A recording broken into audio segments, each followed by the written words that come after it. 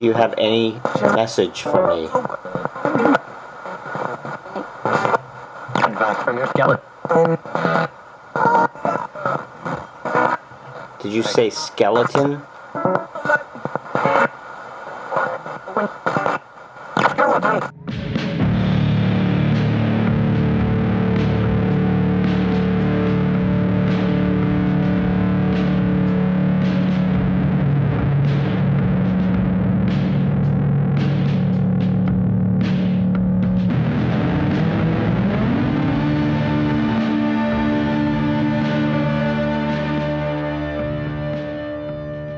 Yes, hello. It's Jason Louv, and this is the 41st episode of the Ultraculture podcast. And my guest for this episode is Peter Bebergal, a very prolific author who has written the book Season of the Witch, How the Occult Saved Rock and Roll, and his new one, which is just out from Penguin Random House, Strange Frequencies, The Extraordinary Story of the Technological Quest for the Supernatural. Peter's work focuses on how the occult and mysticism intersects our culture, which is something that we talk about on this show from time to time. And his new one really offers a unique take on that. He's talking about technology and electronics and how they sometimes verge into the mystic. I think that the intersection of those two things, technology and mysticism, is not only fascinating, but it's going to be a very prescient topic in the coming years, the coming decades, as our technology takes us into places that we just don't have a map for. And particularly as things like virtual reality and augmented reality start to hit consumer availability, there's going to be a lot to think about. Our reality is going to change in very drastic ways. So Peter in this book really talks about the history of how these two things have gone together, mysticism and technology. And I think we had a fascinating conversation on the topic. Here's a little bit about the book from the jacket cover. A journey through the attempts artists, scientists, and tinkerers have made to imagine and communicate with the otherworldly using various technologies from cameras to radio waves. Strange Frequencies takes readers on an extraordinary narrative and historical journey to discover how people have used technology in an effort to search for our own immortality. Bebergal builds his own ghostly gadgets to reach the other side, too, and follows the path of famous inventors, engineers, seekers, and seers who attempted to answer life's ultimate mysteries. He finds that not only are technological innovations potent metaphors, keeping our spiritual explorations alive, but literal tools through which to experiment with the boundaries of the physical world and our own psyches. Peter takes the reader alongside as he explores the legend of the Golem and the strange history of automata, a photographer who is trying to capture the physical manifestation of spirits, a homemaker who has recorded voicemails from the dead, a stage magician who combines magic and technology to alter his audience's consciousness, and more. So definitely fascinating stuff. And hey, this is exciting. He's got a quote from Alan Moore, of all people. Here's what Alan has to say about it.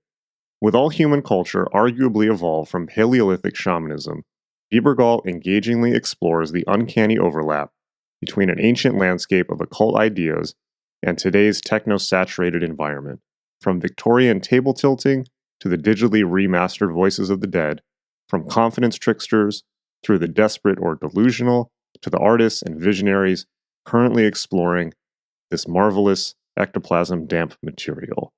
An absorbing, comprehensive guide to the high-definition seance parlor of the modern world, and a timely reminder that in contemporary civilization we are never more than a couple of centuries away from an alchemist. Well, with an endorsement like that, how can you not be fascinated? And by the way, Alan, if you're listening, I haven't started Jerusalem yet. Some of us have lives, arguably, but I will. I can't wait to dive into that gigantic new book that Alan has put out. Okay, so lots to cover with Peter in the twilight overlap between the worlds of mysticism and technology. You're really going to enjoy this conversation. I know I did. And speaking of the overlap between mysticism and technology, You know this is something that I have an interest in because I've spent a tremendous amount of time building magic.me, magick.me, which is my online school for magic and mysticism, where I've updated all of the ancient techniques, all the spiritual techniques from the world's cultures for a modern context and delivered them through the modern miracle of information technology. Magic.me is an online school in which you can get training in over a dozen different occult disciplines, from chaos magic to ceremonial magic to astral travel to tarot, and on and on and on. It is a phenomenal resource with a phenomenal community of students attached to it. We've been working our way through all of the world's great mystic teachings and occult systems, both one-on-one and in group settings. It really is the premier way to learn about this stuff in the modern world. Mysticism and magic and spirituality are one of the most core drives, I think, of human beings. There's not much more fundamental than our need to be connected to something bigger than ourselves, to get a sense of being connected to the universe, to divinity, whatever language you want to put on it. In many cases, that need transcends perhaps, the need to eat. The need certainly transcends the need for shelter for many people. This is kind of the core of what it is to be human. And for that reason, it's really useful to get good guidance. This is also a field that, you don't need me to tell you, is often full of charlatans or people who are simply giving half-truths or not particularly useful information. Magic.me cuts through all of that. It gives you all of the raw techniques of establishing your own magical and spiritual practice, of actualizing the life that you truly want to live for yourself and not the life that somebody else wants to live for you, of forging a connection and a sense of meaning, a connection to the universe. These are skills. They're not just belief systems. Mysticism is something that you practice. Spirituality is something that you hone, just like going to the gym. And magic.me, in that sense, is a gym for spirituality. It gives you everything you need to know, not just to get started, but also to really, really deepen your practice of everything from meditation to manifesting things that you need in your life to much deeper and more spiritual goals. It's all there. It's all on offer. All you need to do is go to magick.me, magick.me, and there's actually a free introductory course that you can get by scrolling down, and you'll see it in the top menu. It says free book. Okay, lots of good stuff coming there, so definitely check it out. Magick.me, magick.me. Please make sure that you are subscribed to this show in the meantime on iTunes or wherever you get podcasts, and definitely tell your friends about it. Okay, without any further ado, here's Peter Bebergal.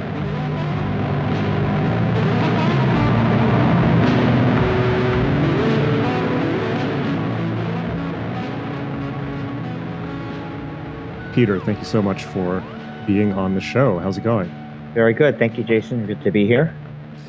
Yes. So I just finished your book, Strange Frequencies, and I was really interested in the combination, like the putting together the idea of maker culture and spirituality and technology in general. And of course, those are two major interests of mine. And I've been fascinated with kind of the overall concept, but you really get into some very, very specific stuff, and really specific electronics tinkering and things like that in your book. Mm-hmm.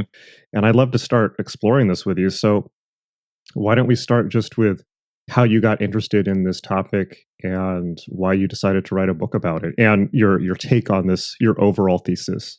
Sure.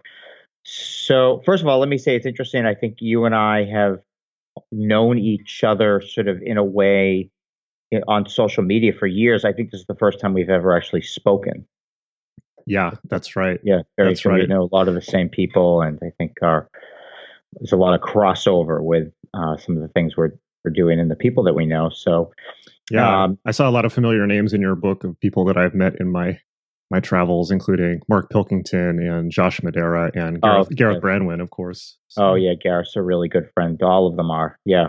great people, and all interested in these questions in some similar ways. And I think at the core of that, it's funny that you mentioned those three, particularly Gareth and Branwen and Joshua Madera, is where this intersection of the hacker and the maker come to play when thinking about magic and technology. But so we can get to that. But I think essentially my interest came out of really the work that I did in Season of the Witch, the book that came out before this one. And even though that book was focused on how the occult resonances, as it were, found themselves embedded in rock culture over the years, particularly in the 60s and 70s, that what arose out of that work was something that I now has become really the focus of my work and functions sort of as a thesis in some ways, which has to do with this idea of the occult imagination. And why that idea is important for me is because it's when talking about the occult imagination, it's really irrelevant in some ways, the question of whether or not magic is real, or do spirits exist, or do any of these things really work or not work. Because and when I use the imagination, I'm really using that in its most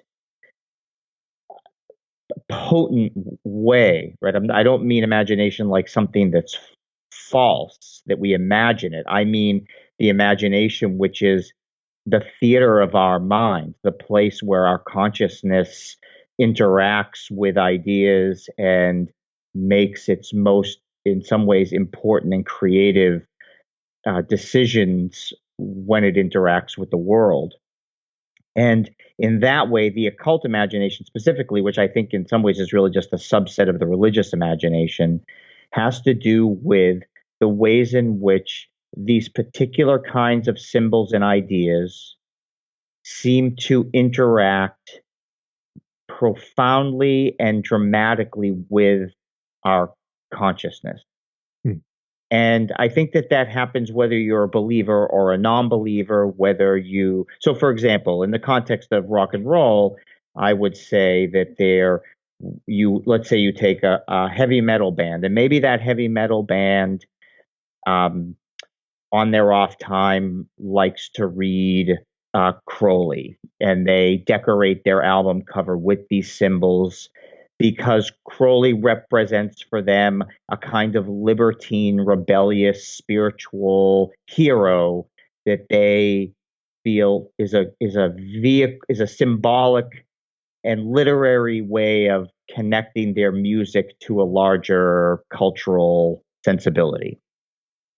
And then you have the 15-year-old who gets the album and puts it on in their bedroom, playing it at full volume, and feels like they are tapping into some magical current by the very playing of that record. And then you have the parents who hear the music upstairs and think, this is now the devil has intruded into our home, right? So that triangle of interactions is the occult imagination. And it has to do with these three very, in some ways, different ways in which people are taking this kind of singular moment and having this association with it. And that's fascinating. That provokes a couple thoughts in my mind, just as you're saying that. I love the way that you put it. You describe the imagination and then the occult imagination. And my thinking on this over the years has generally been, if I was to describe the idea of magic in general, I think first I would agree with the idea of it being part of religion, but I might argue that religion is a subset of the occult, in the sense that if we want to take the occult as the broad numinous interaction with spirituality, and then religion is a codified version of that that's been set in stone and people are told to follow it. But I generally think that, if I was to define magic, I would define it as the idea that the imagination is real, not in the sense that there's a breakdown between fantasy and reality and an inability to distinguish between the two. But the idea that the space of the mind is real, it's important, what we imagine is real, it does have, in a certain sense, an effect on the real world. Not a direct Yes. effect, perhaps, but more of, what we visualize, what we imagine determines our actions, our language, our behaviors, and therefore our lives. But I just wanted That's to add that exactly because right. you No, were I you think were that you that's were exactly sparking right. some brain cells there. So Yep, I think that's exactly right. And I think that what I've discovered is that for uh, for the work that I've been doing, that it seems more often than not that the best, most, and I use the word authentic here very. I understand it's an incredibly loaded word, especially when talking about the occult and magic.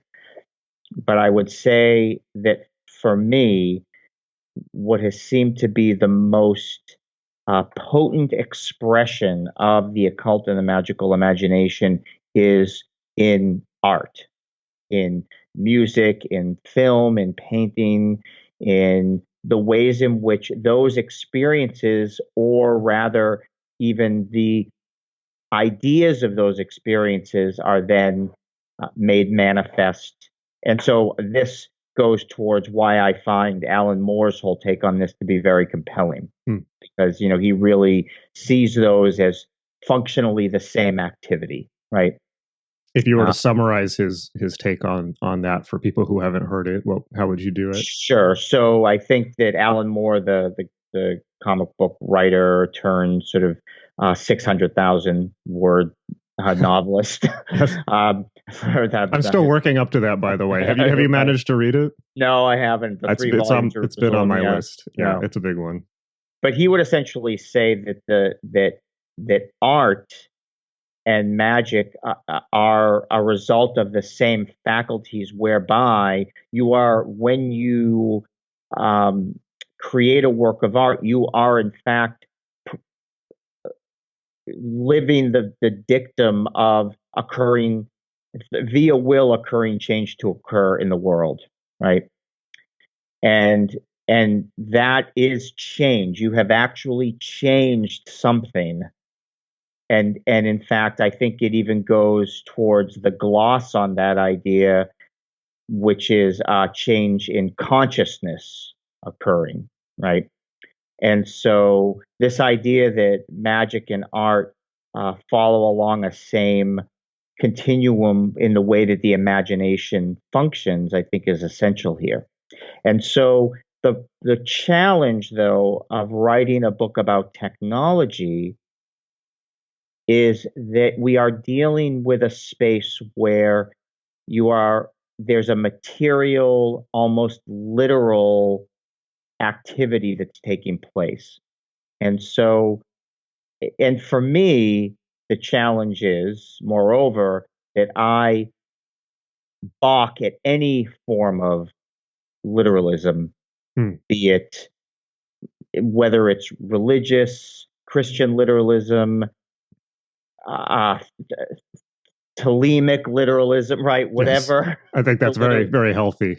right. Yeah. So I tend towards that. And so I balk at that. And so even when we're talking about things like spirit, that doesn't change for me the way I have an approach to that, whether or not we're talking about whether the earth was created in 7 days or not. Right. Yes.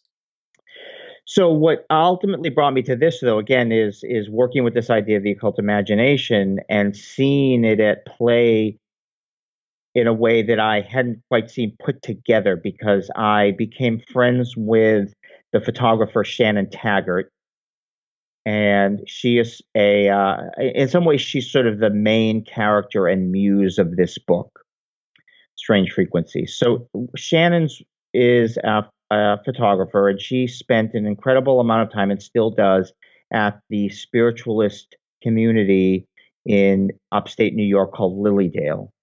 And Lilydale is sort of one of these intentional townships where everybody that lives in Lilydale, for all intent and purposes, is a medium Hmm. in some form or another, and or at least a member of the Church of Spiritualism.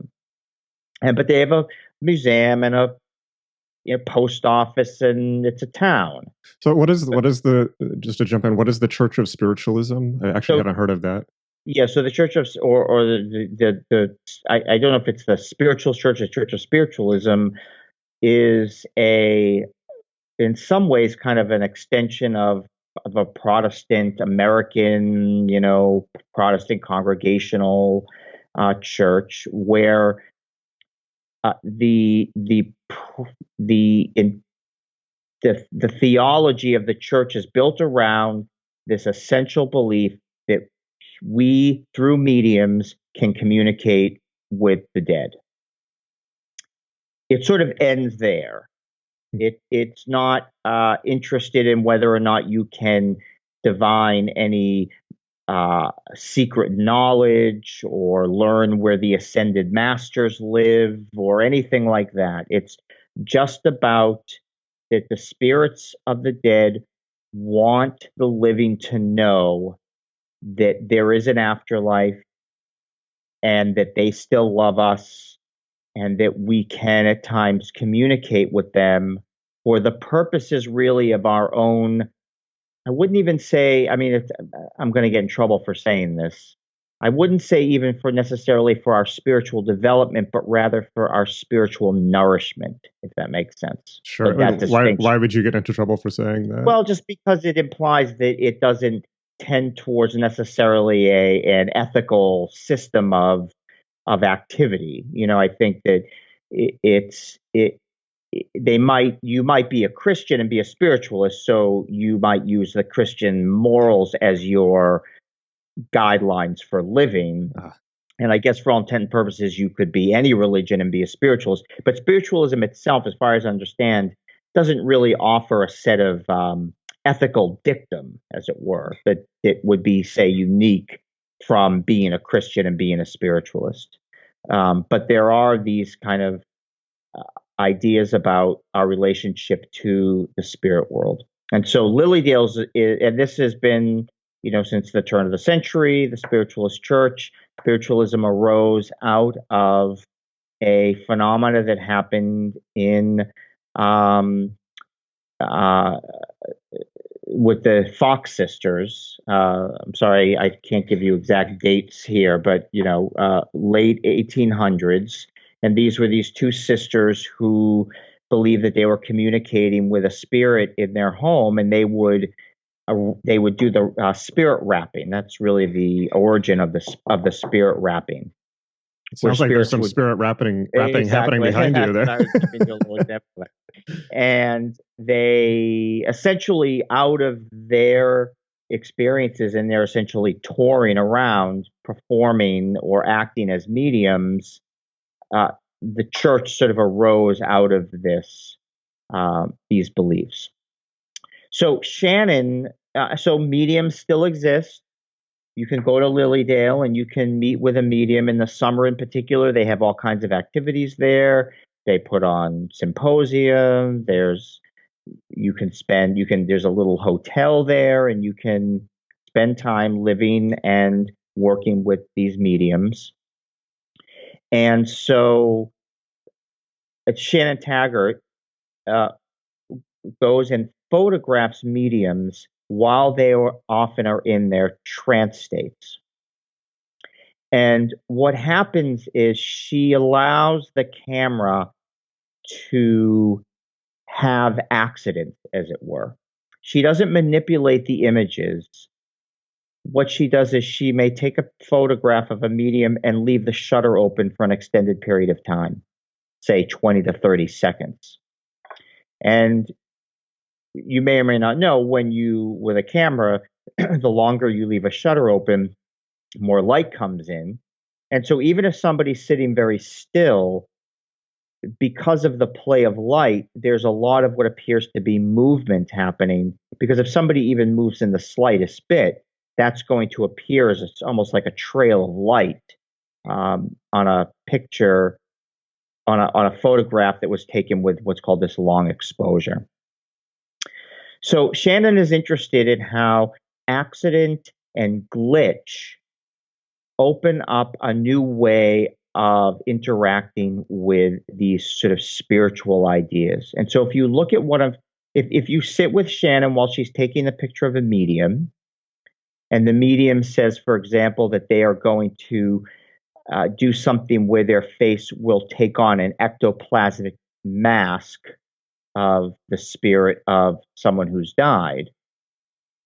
If you are sitting there watching this, it's very unlikely, or at least in my experience, I didn't see any of these things happening. And Shannon would tell you also, more often than not, you're not seeing anything actually happen to the medium.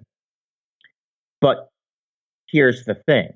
When you look at Shannon's photographs after the fact, more often than not, the glitching of the long exposure, the effects that are created, more often than not correspond uncannily to what the medium has suggested is actually happening. So you will see in Shannon's photographs what appear to be maskings of the medium's faces, which you wouldn't have necessarily seen sitting there with the medium in real time. Is that evidence of spirits? Again, that question isn't even an interesting question to me. What's interesting to me, and is the focus of this book, is how technology acts as a medium in that sense of activating that part of our imagination and allowing us to exist in this kind of liminal, ambiguous place around where the truth of that experience lives. And I think spending time in those ambiguous literal spaces is an authentic and important part of the human experience, and one that we don't do enough of, where especially today, right? I mean, you have to stake you have to put your stake in the ground immediately about everything. Yes.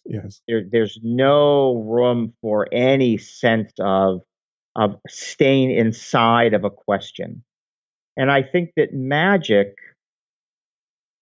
and maybe magic and the occult writ large, is more interesting to me when we sit inside of the questions rather than we try to come down on one side or the other that yes, spirits exist, or no, spirits don't exist.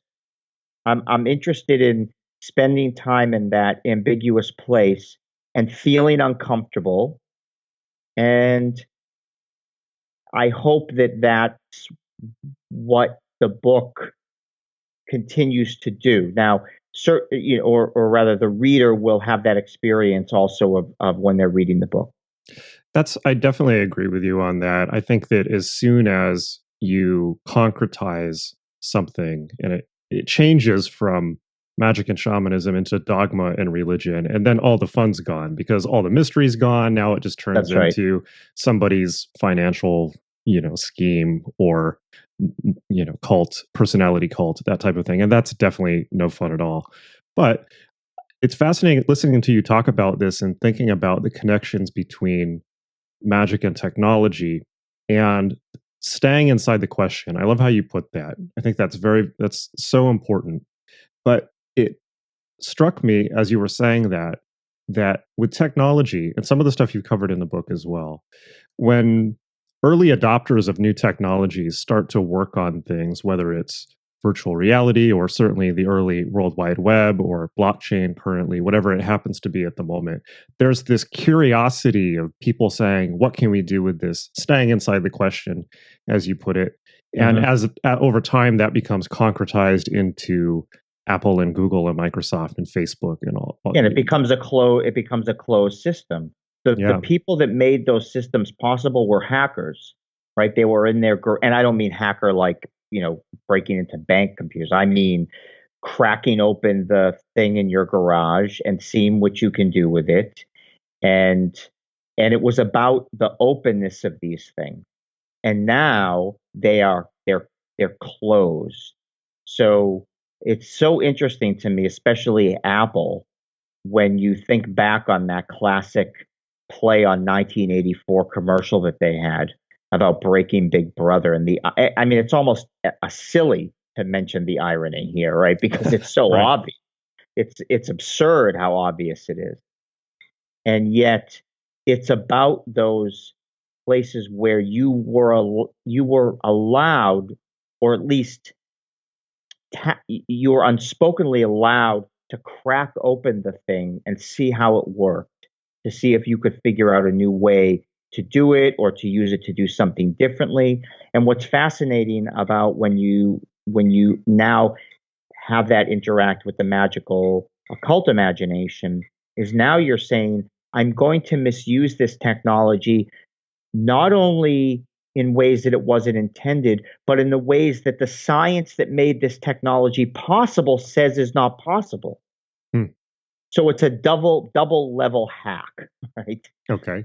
Because you need, if you are going to hack your radio to believe that you can communicate with spirits, you first have to hack the radio to make it do something it wasn't originally intended to do. You basically have to break it. And I've done that in experiments in this book where you have to open up an old Radio Shack radio and desolder one area and put another piece of wire across a channel that isn't supposed to be, and then add a little other circuit system to that. So you have to break it, turn it into something else.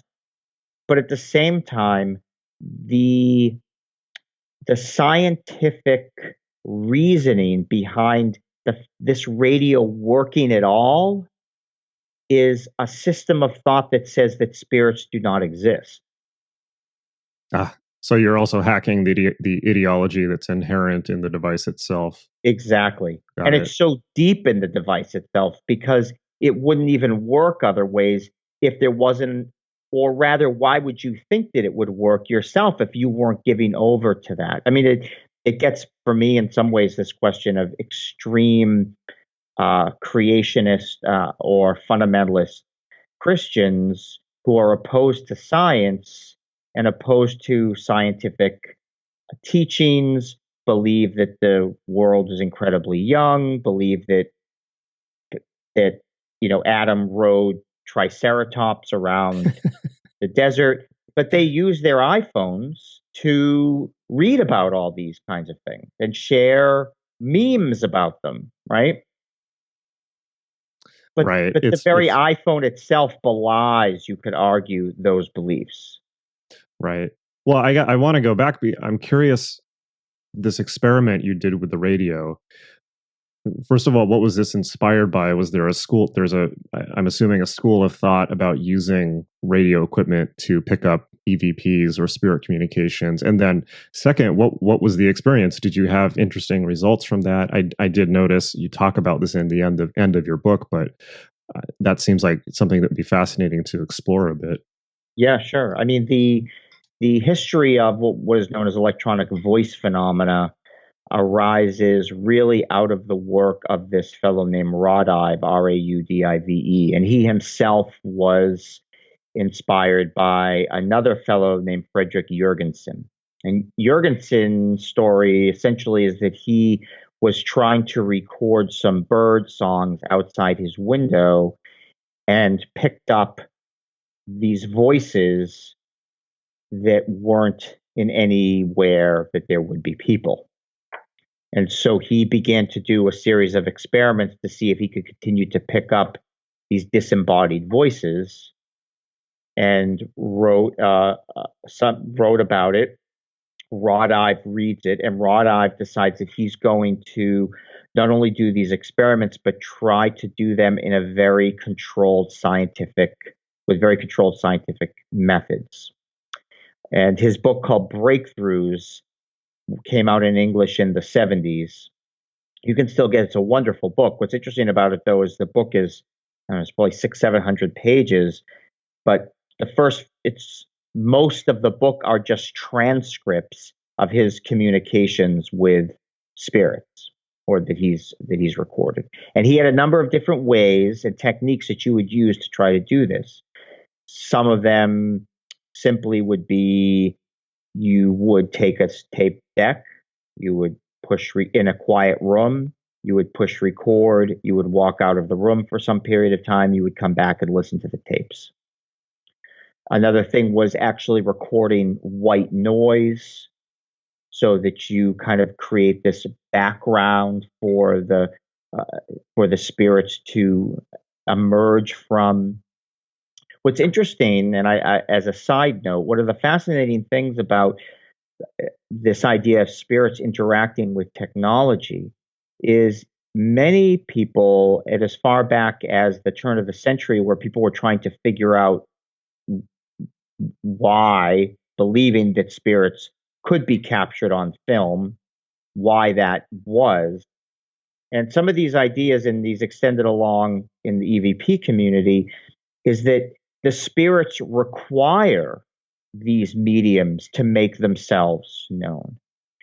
And what I love about that idea is that idea that spirits say are using film, that they actually somehow have to manipulate the chemistry of film to make themselves visible, or manipulate the electromagnetic spectrum to be able to be heard, is no different from, I believe, when you connect this to the human experience of magic, no different from spirits communicating through ancient divinatory devices. Sure.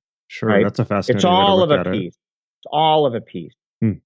It's just needing some material object for the spirit to make itself known, whether it's a scene stone or a tape recorder.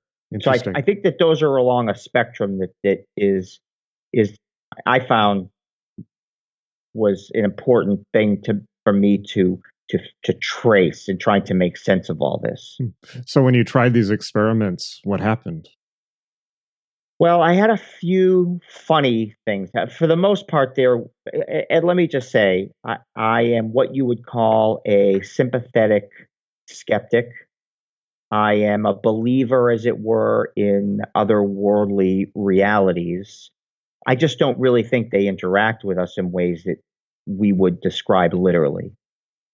Like we were talking, I think they interact with us in ways that then we can express through arts or through other ways of communicating, whether it's even through theater, through music, through things like through dreams. And so for me, I think that the universe is pretty stable. The physical universe is pretty stable. Right? It's very, Okay. can't really crack that. There's some glitching, and I experienced some of that glitching. There was a one time where I was using this device that I made called a ghost box, which came out of the designs of this fellow named Frank Sumption. And the idea was that you would take a digital FM radio that scans along the frequencies, and the digital ones where you press scan or seek, and it keeps going until it finds a station, and then it stops, right, when it gets something at a certain clarity. So what you do is you break the radio so that it never stops when it reaches one of these signals that are clear. Uh-huh. And so the radio just keeps scanning. And so you get kind of a electronic Ouija board, as it were, where you'll scan and you'll just hear the go, say, the noises like that. And supposedly you can kind of put them together, and the spirits will use those moments to thread together some kind of sentence or something they want you to hear. And so those are called ghost boxes, is sort of the most common term for that. So I built this ghost box. I did that. I had a very strange thing happen, and I'll send you a recording of this, where it was doing this back and forth of the channels, and I heard something that sounded like the word skeleton. And then I said, because the idea here that Raw Dive came up with is that you have to talk to the spirits. You have to say, "Spirit, welcome. I'm ready for whatever information you would like to share.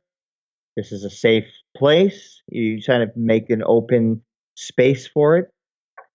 So I said, "Did you say skeleton?" And maybe a second later, very clearly,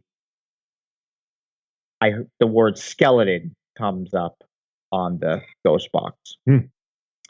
And I have that, a little recording of that. Now, the easy reason for that is there was some radio station talk show where somebody was talking about skeletons. And I just kept, every time it would fly by that channel, that station, it would pick this up, right? Sure. But again, I don't care whether that's true or not in the context of doing this experiment, because the point of doing the experiment for me in that moment was to enter into that kind of consciousness where I could live inside that ambiguity, feel the chill run up my spine for that moment, and then be able to tell this story in the hopes that somebody might be interested in playing with radios in that way and see what they come up with, but not to prove to you that spirits exist and not to prove to you that spirits don't exist. Right? Right. Yeah, it's interesting in a lot of my experimenting in these arenas, not with electronics, but with magic in general, is I really think that human beings are, of course, pattern recognizing creatures. We look for patterns and meaning and connections in everything. And when we expose ourselves to non-structured information like that, information that hasn't been processed for us by other people, which of course technologies like the dream machine or the cut up method or simply just the shamanic trance those are all ways of experiencing unstructured information. Then we'll find new patterns that haven't been arranged for us. And then of course the reason that's fascinating is because it's coming from us. Perhaps maybe it's from a spirit, or maybe even if it is from some assumed autonomous consciousness, which of course can never be proved one way or the other. It's telling us something interesting about ourselves. That's right. When exactly. I think you're spot on when you talk about these things falling within the realm of art, but not just art. I also don't think that it can be reduced to just art, Sure. which I don't think you're arguing for either. I just think that there's an authenticity inherent there because sure. For the most part, art is reliant on symbol and metaphor. It recognizes immediately that it is not the literal thing. It's already built in that it is a shadow of the real.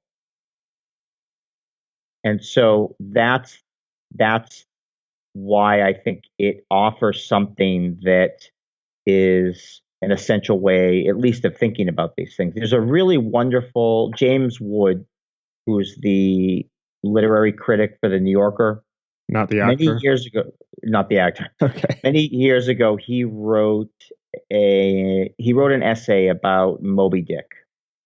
And he says that in Moby Dick, this great novel, the entire novel is Melville recognizing that the whale can literally and figuratively never be captured. And so the whole book is a series of metaphors for the whale. It's just the whale is white, the whale is this, the whale is that, the whale is like Leviathan, the whale is like and this is also our relationship to the divine in that way, that all of these things are an attempt to name the divine. And we haven't captured it yet, right? We keep trying and we keep trying. And I think it's beautiful that we keep trying. But what happens, the danger is that we get locked into one of those metaphors. And like you said, we turn them literal and then we make them creed. Yes. Rather than staying in this, to follow the metaphor, in this ship that is just being turned over by the waves, because it's very uncomfortable and sickening sometimes to be there, right? Because there's nothing to hold on to. And I think that one of the things about this book, writing this book, and I say this with all due respect to people who are EVP practitioners, but the place where, there's some videos where people are letting you hear their EVP recordings, okay? Okay. And what they do, though, is they say, here's the EVP recording, and then they actually put subtitles down on the video.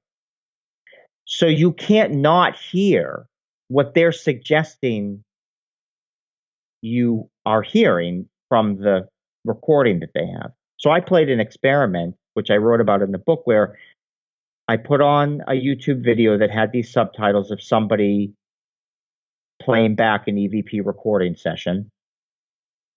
I closed my eyes and I wrote down what I heard. And then I opened my eyes, played the video again, and saw the subtitle captioning, rather, of the audio. It was completely different from what I heard with my eyes closed. But moreover, once I saw the captioning, I couldn't unhear what the captioning now was saying I was to hear. And so it literalized that moment, but it also it led me to the answer, rather than allowing me, the listener, to have my own experience with it. Shannon's photographs, for example, don't lead you to any answer. She says, I just took this picture and here's what happened. She doesn't tell you what you're supposed to be seeing. It's only if you ask her maybe the narrative behind it that you'll get some of that. But even then, there's that place of liminality and ambiguity that I find to be much more potent, much more magical, much more what I believe the more valuable parts of our occult imagination those experiences that it can lead us to. Yes. So we've talked about EVP and we've talked about spiritualism. I'm curious about you investigated a lot of different technologies in this book, and maybe we can touch on some of the other ones you looked at. Sure. And how they relate to this concept of liminality. Yeah, so the book sort of goes through where, with the first being what I think is the technology, is occult technology, as it were, which is the legend of the Golem, which is this human constructed automaton imbued with the divine and meant to serve as a example of what is possible with God's holy name, is sort of the intention behind the creation of the Golem. What's interesting in studying about the creation of the Golem is I learned a couple of things. One is that the legend of the Golem of Prague is very different, where you have the village, and there are pogroms coming, and the people ask the rabbi to help them stop the pogroms. He creates a golem. He writes the secret Hebrew word on the golem's forehead, or he places it into its mouth in a scroll. The golem becomes animated, and it goes on a rampage and kills all the Christians. But it goes too far. This wasn't the intention. The rabbi tries to stop it. In some of the stories, the golem has grown so big that the rabbi has to climb a ladder, erase the name, erase the word on its forehead, and then the crumbling husk of the golem kills the rabbi. Or the rabbi is put to sleep by erasing its name, and it's hidden in the attic of this temple in Prague. So there's a number of these tales, but essentially they follow the same idea, and they're wonderful tales. There's some really great renderings of them in picture books and in old Yiddish tales. The Brothers Grimm did a version. There's the great German film called Der Golem, which you can see on probably a number of streaming channels and probably even on YouTube. But if you look at the more Kabbalistic mystical conceptions of the golem, the mystical conception, or more, I would argue, magical conception of the golem, is that the golem is merely a an experiment to show that you are now prepared for the more rigorous magical and mystical lessons that could be learned. Because the golem, in some ways, is an amateur act for a mystic or a Kabbalist. It can't really do anything. There's a great Talmudic story, maybe the first mention of a golem, where these rabbis visit the great, the head rabbi, and he says, look what I made. And he says, well, what can it do? Can it talk? And the rabbi says, well, it can't really talk. And he says, well, then what good is it? It's just a toy. There was, for Judaism, the word is everything, right? So an unspeaking golem is almost, it's a trick when you look at really the body of what is possible in a Kabbalistic teaching or a Kabbalistic path to the Godhead, right? And so when I was trying to find out more about the golem, one of the things I wanted to know was, is there any, not the legends of the golem, but are there any stories of rabbis who actually or mystics who actually tried to make a golem, say even like post 1800? And I could not find anything. And so I called this rabbi who is part of a Kabbalistic community in Israel.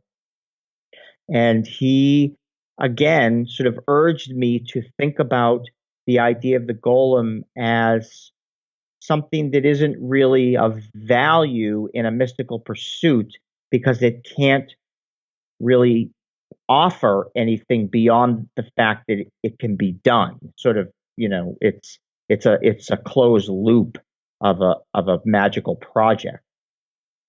So he said the idea is to imagine, rather than build a golem, to create a golem inside yourself, he told me, and to recognize partly that this is our relationship to the divine, that we are this husk of clay that was molded by the divine, life was breathed into, but beyond that, we now become something else. And I think it actually goes back to, which I don't mention in the book, and I wish I had, in these great mythologies of angels, where the angels become jealous of human beings because we actually can do even more than they can do, as it were. We're not just golems. We can speak and we can build, and we can go on to build golems ourselves, right? That's sort of one of the great things about being human, as it were, all the golems that we build all the time. So the golem became this really interesting metaphor for me to think about, sort of the idea of the making as a mystical act, and in some ways as a amateur hacker act, as it were, that leads to sort of more complex magical or technological feats. Yeah, that's really fascinating to think about. And I think that one of the conclusions that I've come to, just, being immersed in this stuff for so long, is that when you look at really intelligent people, whether it's now or throughout history, they're just curious. They're curious about everything. And so I don't think that there's any mistake that somebody would be interested in, what can we do with technology? Is magic real? Is there another world that we can explore?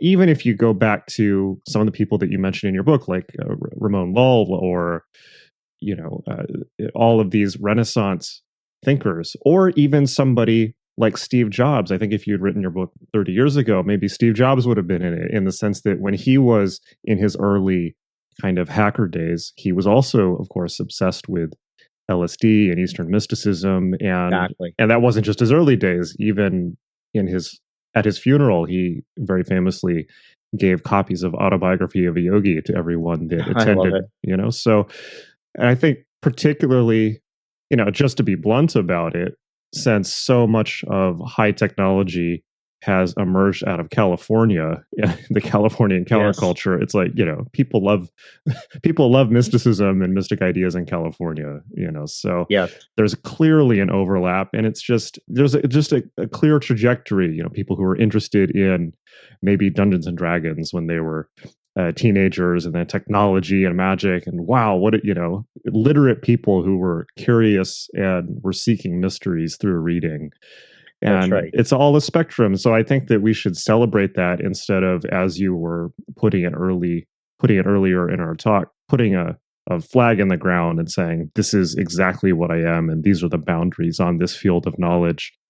As Robert Anton Wilson said, I think quoting somebody else, specialization is for insects. And so Right. I really think That's we should celebrate the broadness of the imagination and curiosity, and not putting arbitrary boundaries between two things, or between lots of things. And I think we need that curiosity as a species. We need to be curious about pushing the boundaries, as you were saying, and staying in the uncomfortable spaces. Yeah, it seems. I mean, it's funny. It seems like even in the sciences, the last of the mystics are the astrophysicists. They're the only ones that can feel any wonder anymore at because of so much that is still unknown. And I wish that we could still talk about science with those metaphors. I mean, it used to be that way. It used to be that you could talk about science and use religious metaphors or spiritual metaphors. And people you still see it. You can watch even Cosmos with, and they still will use the word creation. It's a funny slip, right? But there's a part of us that can't get away from it. Why do we keep calling it creation, even when we're using it within a scientific way of thinking about it? So I think that it's embedded in us to think about things in that way, but we still have such a struggle with that. We're very self-conscious about that. Yeah. Well, I think it's clearly because of people's rightful uncomfortableness with organized religion and Absolutely. the legacy of particularly evangelical Christianity in America, and the anti-science attitude of it, and the silly, as you've alluded to, kind of, Ken Ham style literalism. Yes. But we do a real disservice when, okay, like we want to remove literalist religion from the sciences, yes, and from government, please, while we're at it. Yes. At the same time, we go too far when, maybe it's kind of like what you were saying, taking the limits off the scanner, when we need to take the limits off the scanner a bit. We go too far when we say, okay, well, now all spiritual thinking, or perhaps, I don't even want to say mystic thinking, because that implies a little woolly headedness, but thinking about the subtle parts of life and the imagination and what the human mind can do, and just wonder. This has to be brought back. We just can't live there. We just have lost our ability to live inside of that.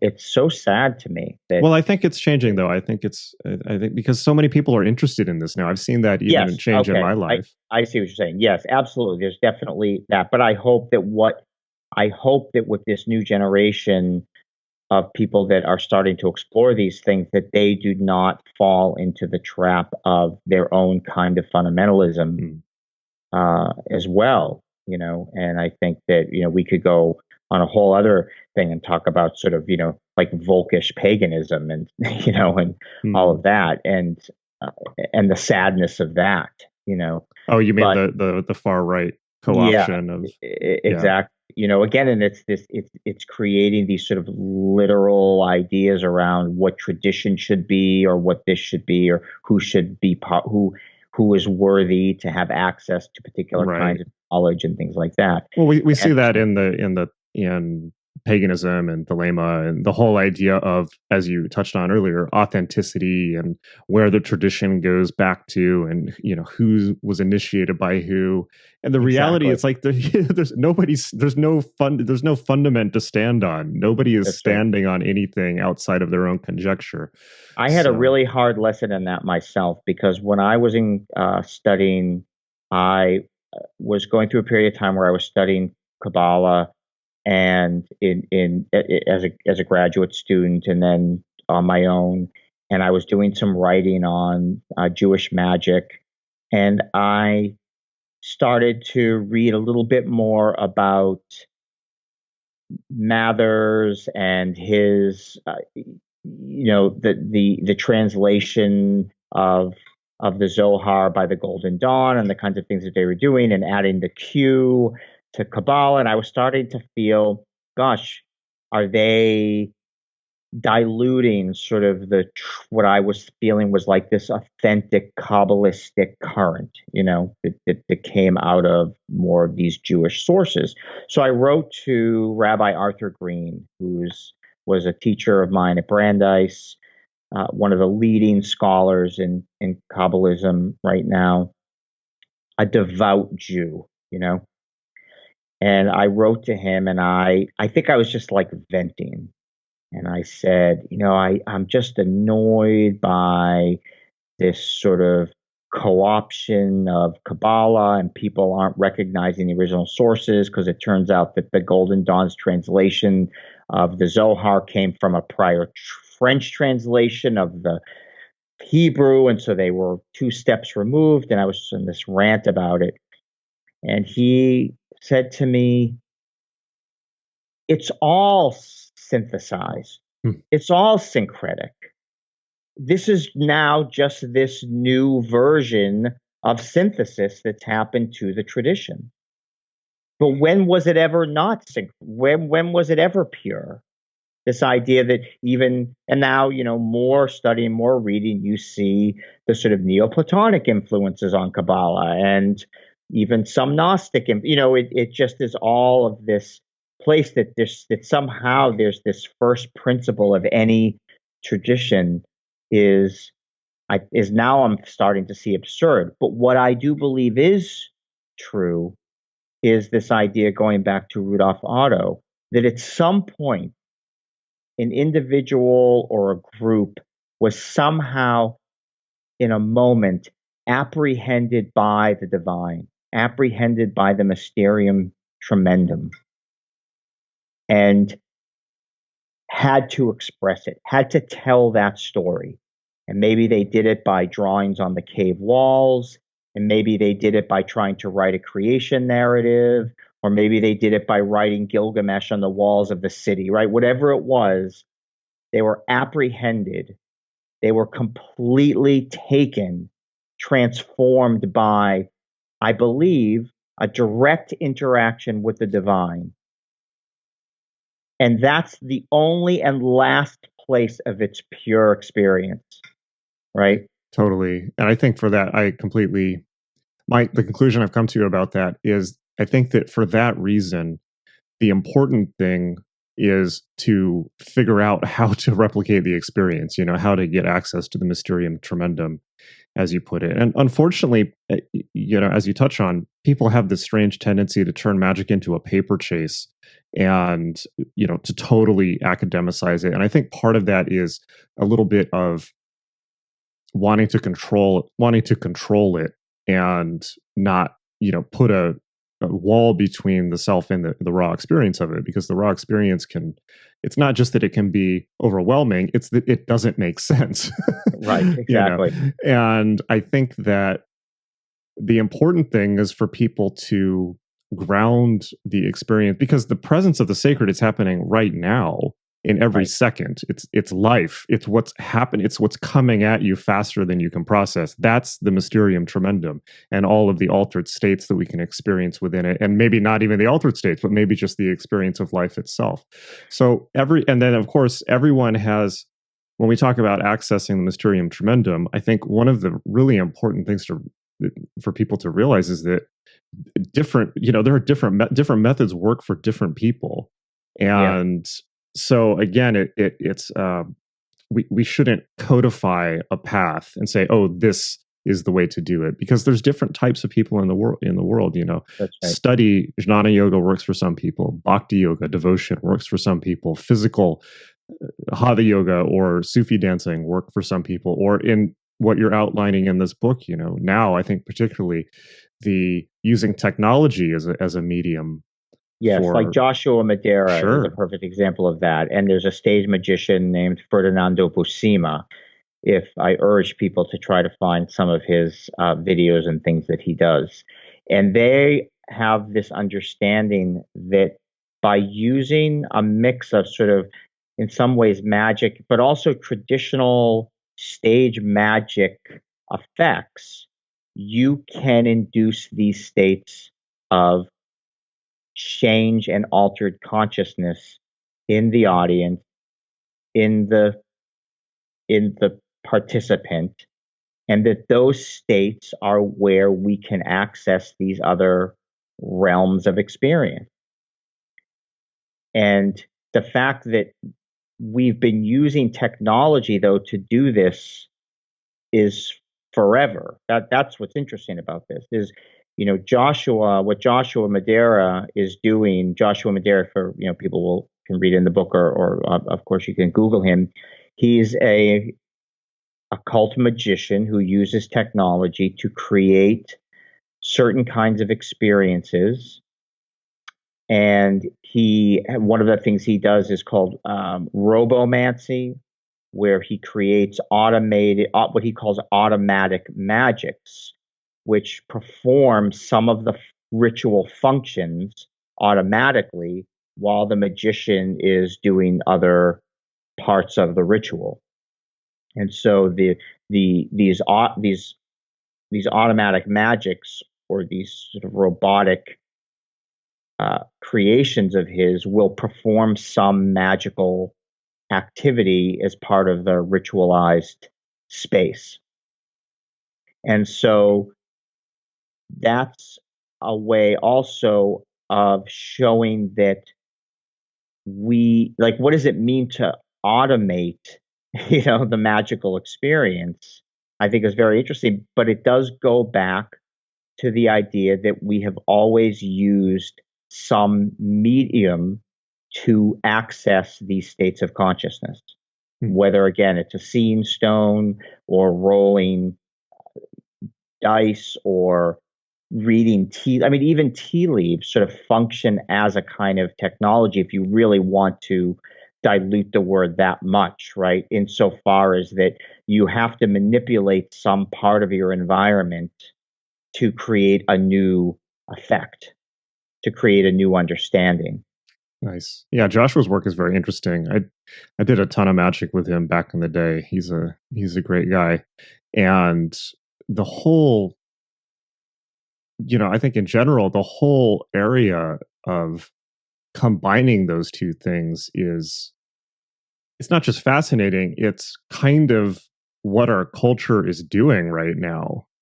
We live for a long time, I've said that the only way that you can understand the 21st century and the world that we live in now is kind of by going back and looking at old occult manuals from, the early 20th century or earlier grimoires, because technology gives us all of the powers that the grimoires once promised. The idea of action at a distance, the idea of telepathy. We're now telepathically communicated, interlinked with everybody in the world, for better or worse. I can summon something via Amazon Prime to my door within the same day. I can call a magic carpet in the form of an Uber. I can scry any information in history right now. Yeah, is outrageous. Absolutely. In a way, I think that podcasts are kind of like projective telepathy, in the way that we're communicating from Boston to LA right now, but also people who are listening our thoughts are now in their head. It's like a direct pipeline into the brain. It's Yes. crazy. Of course, But what's radio was the interesting same, about but sure. yes, but what's interesting about what you're doing is you are now and I think rightly imposing, as it were, these magical ideas onto the technology. But what people were trying to do, say at the turn of the century in particular, was the other way around. So the early mediums and early spiritualists were referred to as spiritual telegraphs, because what people wanted to do was to show that these spiritual activities had this kind of rational sense, that they existed in a rational location within the human experience. So they would use scientific or technological terms to make sense of them. And so that person, what they're doing, it's just a telegraph. They're just doing it via the spirit world, right? And so this was also a way of making sense of how can, in a world of increasing scientific and technological innovation, spiritual things like these phenomena still exist? Well, they exist because they exist along the same spectrum of the kinds of things that are happening. So it's almost like as the technology evolved, our ability to communicate with spirits evolved, because we were making those metaphors and tools available for them now to be able to communicate with us and to have a language to make sense of it. And so that goes back to my, the quote of the title of the introduction of the book is the quote from my favorite moment in Indiana Jones, when Belloc is trying to explain to Jones why the Ark is such an amazing thing. And he says, it's a transmitter, a radio for speaking to God. Why would he use that language to talk about this thing? But that was the whole, what I don't even know if Spielberg realized that what he was doing was something that people had been doing from the turn of the century up until that time to try to understand spiritual phenomena, was to link it to contemporary technological advances. Yeah, it's fascinating how we always use the current technological metaphors to describe not just spiritual experience, but our experience in general. And I think now, of course, people use internet metaphors and they'll talk about, getting a download or some type of inspiration or divine psychedelic experience. Offline when you're having a meeting with somebody, right? But I mean, even in the pure occult sense of using internet type metaphors to explain spiritual experience, of getting a spiritual download, so that's. But I also think that, in a sense, I've been thinking about this a lot lately. It has been, certainly since the Victorian era, with the emphasis on rationality, there was this idea that magic was in the past. It was a relic of pre-scientific thinking. But I honestly think that that's not true. And it's not true for a couple reasons. One is that there's just been better scholarship done on how there's been continuity of practice, and there are different discourses to look at, where we don't have to look at just at, Western European rationality. There's been continuity of practice all over the world. It just hasn't been written about in, what the Western European paradigm, as it were. But the other one is that I think, just practically speaking, and I say this with a bit of caution because I'm observing this from my own locus of reality, which I grant is not the average person's, because I immerse myself in these things so much.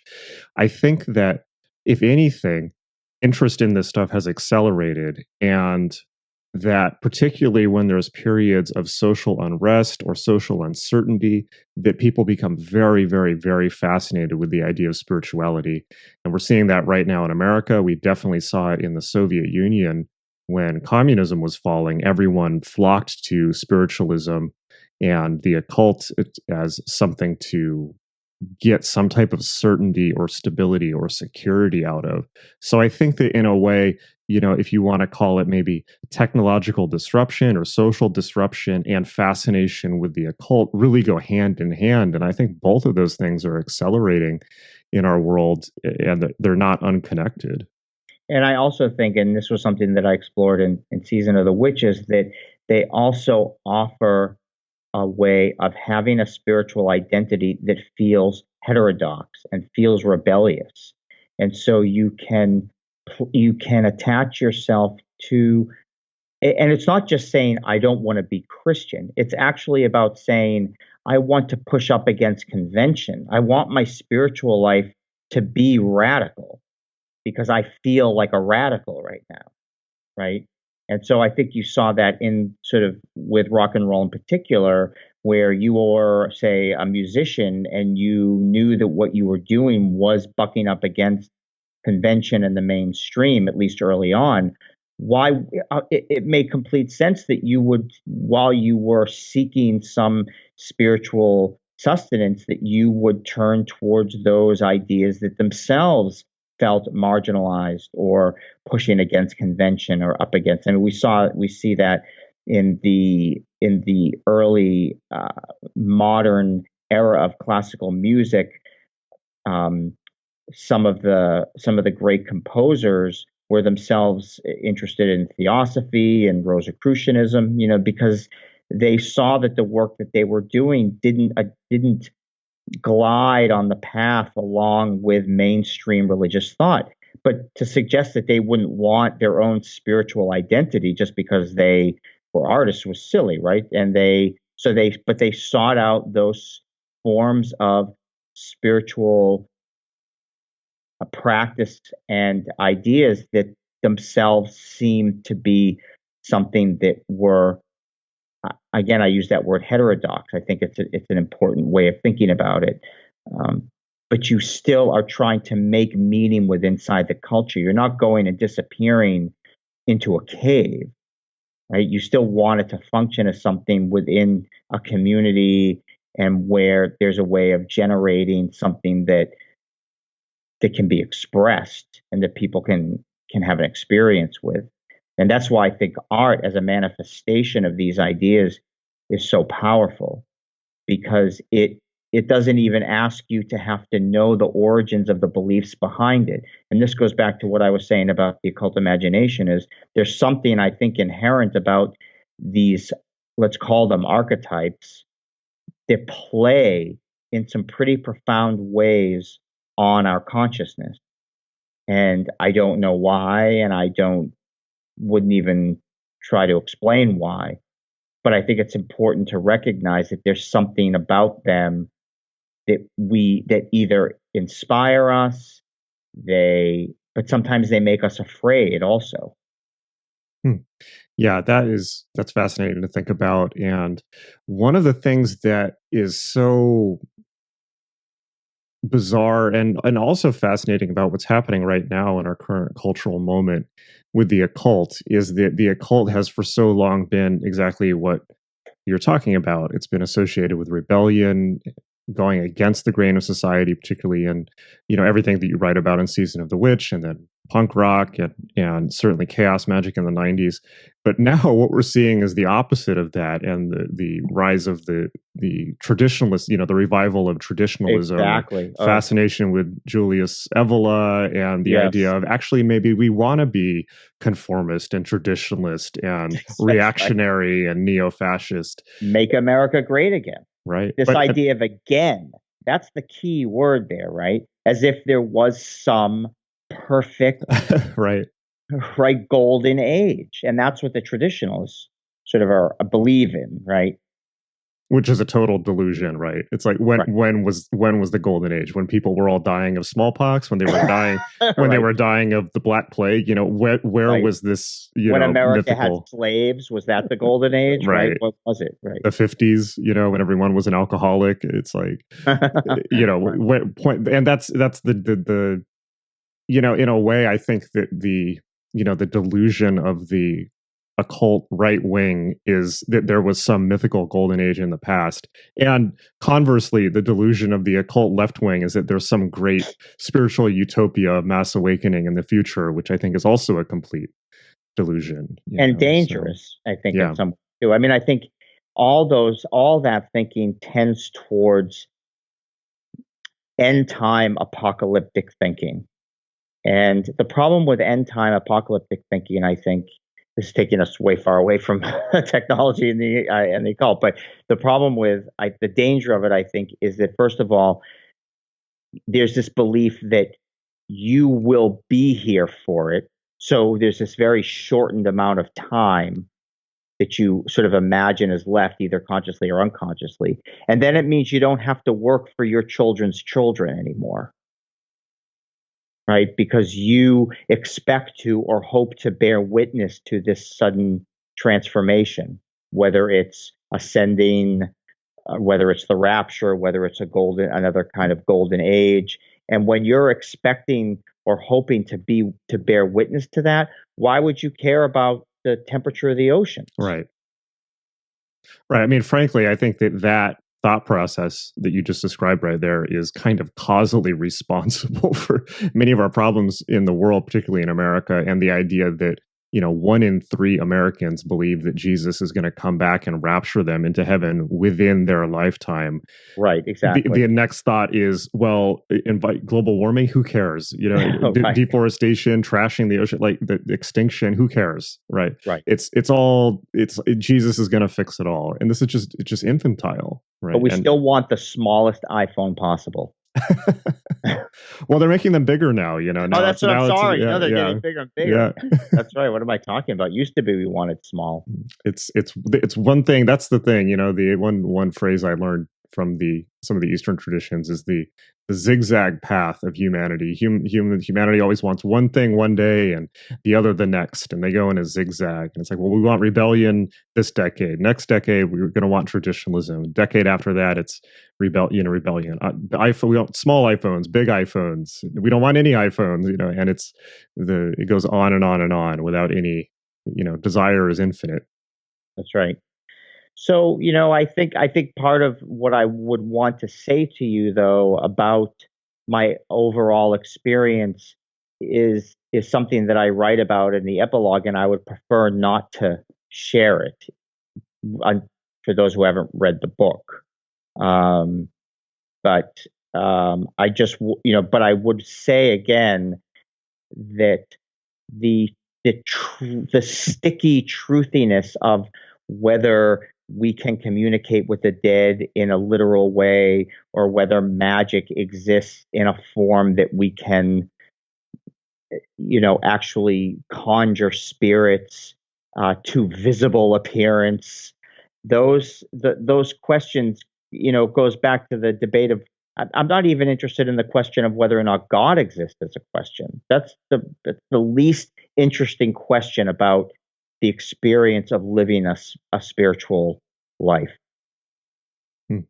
And so I think that in the context of the work that I was doing in this book is, again, it was how to bear witness to and to try to embed myself in the experience of understanding how technology was a tool for both this kind of trying to literally capture some idea or some divine reality, but also how technology was used to kind of trick us sometimes to think that those were real. And we see that in the history of spiritualism. There were plenty of fakes and frauds. One of the things that I found most curious was this idea that at a time, spiritualists and stage magicians were buying their products from the same catalog. This sort of, magic performance, mail order catalog for your spirit cabinet that you would have on stage, right? So there's the trickery inherent in the use of technology and its relationship to the occult, also, that we haven't really talked about, but is an important part of it. And then there's the use of technology to sort of get at these sort of more liminal, ambiguous places of consciousness changing. And that, I think, also happens in the context of the dream machine, which there's a chapter on that. And I worked with the filmmaker Ronnie Thomas, who lives in New York, and we together used his dream machine as a way of inducing states of magical consciousness, right? And to see what's there, and then to see what you can do with that in terms of what that inspires you to do, or what it inspires you to seek out. And so there's this broad range. It's not that I can say, yes, using technology revealed that spirits exist, or using technology reveals that spirits don't exist. It's that technology as a tool was used in relation to the occult and the supernatural in a myriad of ways, in some literal, in some consciousness altering ways, in performative ways, in ways of trickery, but they all fall under, again, I think, this broad category of what I would want to call the occult imagination. And that there's no reason to try to put any fencing around what that means. Well, maybe that's a good place to put a pin in the conversation. And where can people find out more about you, and where can they find your book, Strange Frequencies, and learn more about maybe tinkering with some of these technologies themselves? Yeah, there's a lot of really good resources for that. First, the book is available at any of your hopefully local bookstores. You could certainly order from your independent bookstores. Definitely from any of the online places that you may or may not get books. I am available on Twitter, and it's just my full name, Jason. If you have that in your which you put in the introduction to the podcast, I'll put it in the show notes. Oh, great! And there, if you wanted to message me, I keep my Twitter messaging open, so we don't have to be following each other for you to message me. And there's a couple of things that I would look at schematics for ghost boxes. There's also a really neat there's a website called Instructables, which is one of these sort of maker websites. And they have a fun little project on there called the Tesla Spirit Radio, which you can build. And I think there's actually a kit available, which you can do to, again, try to pick up sort of some of these stray sounds along the electromagnetic spectrum that may or may not be voices from beyond. And there's some really good software some freeware software for, recording some of these experiences, and then you can amplify what may be very quiet sounds. Audacity is an excellent piece of software. I had a lot of fun doing experiments with my Ghost Box and running them through Audacity and highlighting certain sections and seeing if anything came through. And what's interesting about that in the EVP community too is it's not always that you hear it right away. Sometimes you'll see people, if you look at some of the YouTube videos, having to go deep in layers and layers of amplification before you can pick up anything. And then, what you want to make of it, you will. There is, I don't know if Josh Madera has his website up yet, but I do know that he offers lessons in working with things like the programming language called Scratch, which was originally developed for kids to learn programming. It's a very easy to use plug-in, a block, using little blocks to create programs. And he has some lessons available. I'm not sure they're up yet, but I know that they will be, on creating some of these devices using Arduino microcontrollers and the Scratch program. So those are some fun places too. I also highly recommend people go look at Shannon Taggart's photographs online. She actually has a book coming out, which will be published by Fulgur Press, and that's out of England, out of Robert Ansell's press. And she's going to be doing her book on her photographs of mediums in Lilydale will be there. So all really interesting things to look for. Awesome. So the book is called Strange Frequencies, and I really enjoyed it, and people should definitely pick it up. Peter, thank you so much for being on the show. Jason, thanks so much. It's really great to talk to you. Okay, thanks for listening to the show. You can find a link to Peter's book in the show notes for this episode, and definitely make sure to check out magic.me, magick.me, so that you can dive deeper into this stuff and really get a solid sense of how this stuff can benefit your life in a real way. All right. I really look forward to seeing you there and seeing you in class. And in the meantime, lots of love. I honor you and stay awake.